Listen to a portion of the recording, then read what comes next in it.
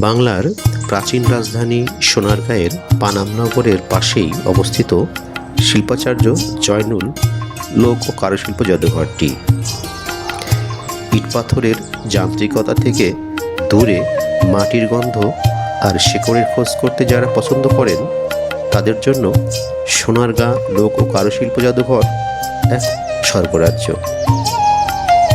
সোনারগাঁ লোক ও কারুশিল্পের প্রবেশপথেই রয়েছে শিল্পাচার্য জয়নুল আবেদিন এর চিত্রকর্ম সংগ্রাম এর ভাস্কর্য। একটু পরেই দেশবরেণ্য এই গুণী শিল্পীর আবক্ষ ভাস্কর্য দেখতে পাবেন। 1975 সালে শিল্পাচার্য জয়নুল আবেদিন এর উদ্যোগে জাদুঘরটি প্রতিষ্ঠিত হয়। জাদুঘরটিতে মোট 11টি গ্যালারি রয়েছে। গ্যালারিগুলোতে প্রাচীন আমলে ব্যবহৃত তৈজসপত্র, নকশিকাঁথা, তাঁতের কাজ এবং লোকজ বাদ্যযন্ত্র সংরক্ষিত রয়েছে। একটি গ্যালারি শুধুমাত্র কাঠ ও কাঠের তৈরি বিভিন্ন কারুপণ্য ও বয়নশিল্পের জন্য নির্ধারিত।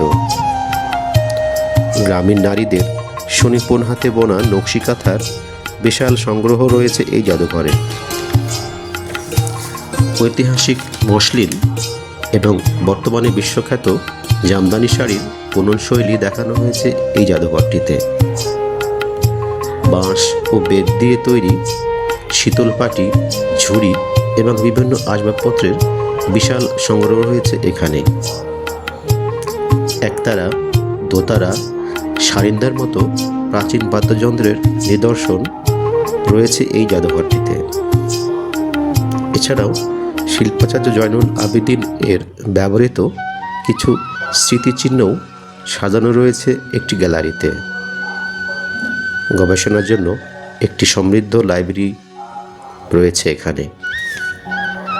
জাদুঘরটি মূলত বাংলার সাধারণ মানুষের জীবনযাপন এবং তাদের তৈরি লোকজ শিল্পকে বিশ্বের দরবারে তুলে ধরার একটি চমৎকার সংগ্রহশালা। সোনারগাঁ লোক ও কারুশিল্প জাদুঘরটি বাংলার ইতিহাস, ঐতিহ্য এবং সংস্কৃতির এক অনন্য মিলন মেলা।